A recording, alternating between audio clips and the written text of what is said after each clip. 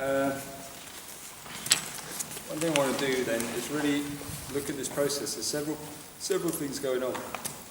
When you're learning Qigong, every system will have its own set of rules, and those rules will vary from system to system, of course, depending upon, essentially different teachers' take on things, because, in my opinion, everything originally must have come from one source. Must have come here, because there's too many similarities. There's a common thread that runs through everything. And what happens is someone gets taught, and then someone else gets taught, and then someone else gets taught, and they each emphasize a different thing. One of them will prefer one aspect of it, and another one of the students will prefer this aspect, and another one will prefer this aspect. I can see that when I teach myself, between 10 students. None of them will have a preference for the same thing. They'll like different aspects of the system. And then gradually what happens is they then teach people from their standpoint, their biased standpoint of what they prefer. And then that person teaches from his biased standpoint of what they prefer, and maybe she over here teaches from her biased standpoint. And then gradually different things start to get emphasized. And then what you get essentially is the styles. That's all that happens. A style is just one teacher or one practitioner had a preference for something. So it starts to break down into lots of different things. But when you originally take them all back to the source, probably one thing. This differing of systems can be seen in Qigong particularly because they'll tend to share common threads. There's not many Qigong systems that like you to stand like this for prolonged periods of time, for example. They tend to want you upright, and they tend to want you relaxed. There are actually some tense Qigong sets, but they're trying to achieve a specific thing. But generally they want you to relax, and they want you soft, and they want your body weight in a certain place. What I believe in, really, is that if people want to progress, they have to get the foundation skills correct. That's really important to me, is that you have to have a really good foundation before you move on. And I think that sometimes people will approach Qigong and they'll hear of the basic rules, put your tongue on the roof of your mouth, or lift your head up, but they don't really understand why or how, or it's not studied as to what the purpose of that is. And actually, when you start to look at why very specifically that has to be done, rather than just stand like that, then because your mind's aware of it, there's a level of awareness, connection and focus put onto that principle, and actually that principle then starts to become stronger, and then your practice moves on. So what you need is a combination of sort of intellectual understanding of what's taking place and experiential training of those two things, and then they'll come together to build a really solid foundation for people. When people are learning, it doesn't really matter how long you've been doing it or how long you've been doing Qigong, it's still useful to keep going back to the foundations, because a lot of the foundations actually are to do with your body structure, aren't they? I mean, if you actually look at the rules in Qigong, head up, tongue here, relax your hips, they're all to do with the body, almost all of them. There's, and then later they go into breath, but all of the rules you get is about how to stand, how to position your body. Now, as you age and as you develop, your body will change. Very few of you have the same body that you had 10 years ago. It will look slightly different, a bit less hair, maybe a few less teeth, slightly different structure, a bit of a belly or something, I don't know, but your body will transform. So consequently, as it shapes itself, then it will start to change where its alignments are. So you have to keep revisiting all of the time to just double check that all of these things still apply. Because otherwise what happens is 20 years down the line, you actually look and you're not following those foundation principles anymore. And some people would say, well, I've progressed past that stage, but maybe. Maybe sometimes have to keep revisiting these things, just to remind us, every now and then, we have to pop back to the foundation. Remind ourselves that the three regulations, the santiao, are the body, the breath, and arguably a bad translation because of the mind, but alright, there's lots of different things it can mean, but we'll use it as an umbrella term for now. These three things have to be working together, unified, in order to try to contact something, to contact your energy body. At the beginning, essentially, you can think of your body like a radio, and your brain like a radio, and it's tuned into the physical world, and we need to retune it so it tunes into the energy world. That's what we need to do. We need to change that vibration, and there it is, there's radio 2. There's your information body, your Jing-Luo system. And then gradually, as you manage to refine yourself even more, you tune in even further. And you tune into the very substances that, if you want to use that word, that make up your consciousness, and so on. And we increasingly refine this awareness. And this is known as the refining of the three treasures in Taoist meditation, essentially, the refining of Jing-Jin-Ji Balance. At first, before we can tune in, we have to build this radio. We have to make sure it's good. So we have to work on the structure for the body, which is why my key principles for the body. Oh no, this is going to get a confusing list. Let's just put 2 and forget it. So, first thing that I try to regulate with the body is obviously the body has to be relaxed. It has to be relaxed. Essentially, tension is stagnation. Tension leads to pain. If you go, oh, there's a pain in my back, if a therapist puts their hand on your back, you can almost certainly guarantee it's not really relaxed. That would be quite unusual for that. It's normally really tense and really angry. And if you have pain anywhere in your body, it's normally tight. Now, in Chinese medicine, pain is only an expression of, simplified, it's an expression of some form of stagnation. Whether it's due to deficiency or excess, it doesn't matter, or your blood or your qi, it's something that's not moving, something that's stuck. So, Taoism doesn't like stagnation. It likes things that move. It likes things to be continually shifting, continually changing, yanhua, transforming into something. So in order to ensure we do this, we must relax the body, but that relies on several things. 1, the body must actually be stretched. You can't relax the body without stretching it, and you can't stretch the body without relaxing it. So the two have to go in coordination with each other. They have to work together. So if you get someone who never stretches, actually they'll just get tighter. Doesn't matter how much practice they'll do, their tissues will start to shrink because they're not used to being put into a stretch shape, so they'll start to get tighter and tighter and tighter. And you may have good chi flow within a very small realm, but you won't be able to get it out to your extremities, so the body has to be stretched, it has to be open. Now remember that if people are thinking of stretching, they're thinking about flexibility, as in range of motion. Put my leg up here or something. Remember that that's not really that important. Not really. That's not our aim. We're not trying to become hypermobile. That's not what we're trying to do. If you do manage that as a bonus, well, excellent. That's a bonus, but it's not really the aim. What we're after is fluidity. Is that a good word?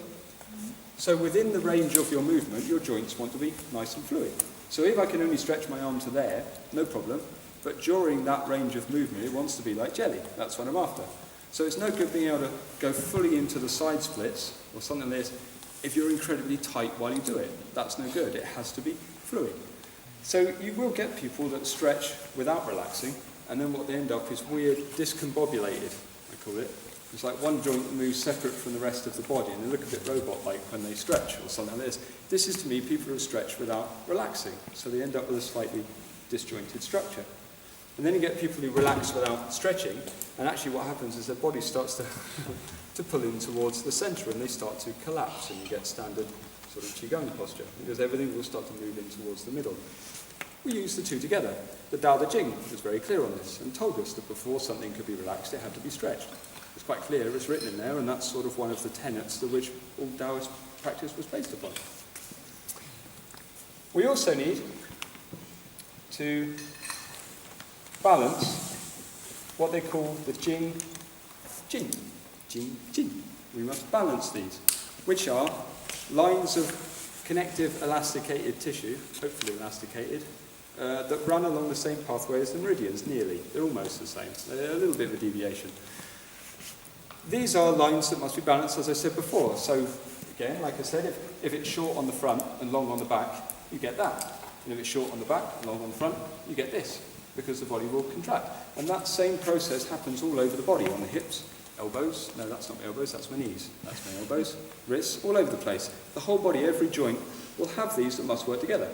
So what we do is we have a series of simple stretches and flexes and movements that help us to try to balance those, so that when we stand, nothing is pulling. And you know when nothing is pulling, because nobody keeps coming over and going with your body, because your body will just stand in that position. But if it's one short, then it's going to start pulling you out of place, isn't it? And of course, if we're doing that incorrectly, don't panic. It's quite normal. Nobody has perfectly balanced things all over the body. It's just we're trying to get as close as we possibly can to doing that. The second thing to being relaxed is you have to have a relaxed mind. Well, it's a bit of a challenge to say that has to happen right from day one, obviously. I mean, there's a whole study around that, isn't there? The concept of what that means. But as a precursor, or something that we do in the meantime, before you become an enlightened being, we need something to stopgap, basically. In between that, we have to have joy. We have to have joy. We try to induce some sort of pleasure into what you're doing. Because if you don't like what you're doing, don't fucking do it. What a waste of time. Especially with something like Qigong, because you don't have to do it. If we look in Chinese medicine at the effects that different emotions have on your body, they always say that joy, or laughter, or happiness slackens the qi. Now that's slightly negative, isn't it? Slack. But essentially what it means is it makes something that's tight and makes it unbound. So it means that if we can enjoy what we're doing and bring this feeling into the body, then the qi will slacken. It means that the body can relax. One of the most relaxing things you can do is laughter. I mean, try and relax and laugh and be tense. That's quite tricky. And then laugh, your body will relax. Your qi will literally slacken. It goes, apart from you. Yeah, that's cackling, that's not laughing. So your body will slacken, the qi will become soft. So serious qigong doesn't work. So there are teachers who like serious qigong. Serious qigong. Focus doesn't work because your mind is tight. So your qi will be tight. So at the same time, it's not going to work. It's not going to help your body to relax. It's not going to help your qi to soften. Qigong is not meditation, so we do not require silence. Sometimes it's helpful when you're trying to explain something, Dave, but it's okay. It's not silence. It only requires the breath and the mind and the body to be aligned a certain way. If we want silence, no problem. We go into our meditation. During Qigong, we don't worry. It's a little bit chaotic because essentially we're trying to contact our energy and some kind of natural state that's inside us. When that natural state comes out, what you find is that human beings are chaos. We are not ordered things. If we were ordered things, and we were not chaotic, there'd be no need for spiritual systems. Essentially, we'd be able to jump straight from here to here. But we need something to help us deal with all of this mess and all of this chaos that's going on. The thing for relaxation we require is we have to be aligned. This is why the list gets complicated, because from here and then all the other things. I don't really know how it's going to work. But we have to align the body. Because, as I said, your body is to take the weight from, well, the highest point, I suppose, from the top of your skull. I've never really thought about it, but I guess from there. And it's got to take it down into the floor. Your weight will go to wherever there is a point. Your weight is like water, if you like. It wants to find a hole. A weight here, it will travel through until it hits a weakness, something, a tension, a lock, a poor alignment, and then it will collect there. And if you want an easy example of that, just stand in a strange position on one leg and hold some weights. Gradually it will all collect in this hip. Your body will start to feel that tension. When that tension collects in a point, then there's stagnation and the muscles will start to tighten. They'll start to lock around this. Obviously, we don't want that tightening, we don't want that lock, so we want the weight off of our body. We want to be light and free. We want our body nice and free of tension. The body is designed, for example, legs with a long bone, right? Like so. Not that, it's deformed, but a bone that's got a bit of length to it. What that means is our weight wants to travel all the way through it. If my bone is at an angle, it would be a bad way to hold your lower leg. What will happen is the weight will just head to the ground, because your weight, like this fluid, wants to get to the floor. So we align everything, which is why we don't like knock knees and stuff like that. We want it out, so we can drop all the weight down through the long bones into the floor. We also have something that's shaped roughly like a pair of pants inside your body, your pelvis. So your pelvis can distribute weight out into the hips if it's aligned properly and things like this. If it cuts out, then the weight will go to your lower back. If it cuts forward, then actually it will collect in the front of the hips. So that's no good either. If the shoulders are round, it will actually send all the weight into your neck. So people do Qigong and then their neck will hurt and and so on. And we want to align it all up so the weight just goes straight down into the ground. When that's been achieved, then it's said that someone has regulated their body. Jiao Shen. The body has been regulated. The structure is balanced and relaxed and aligned. Okay.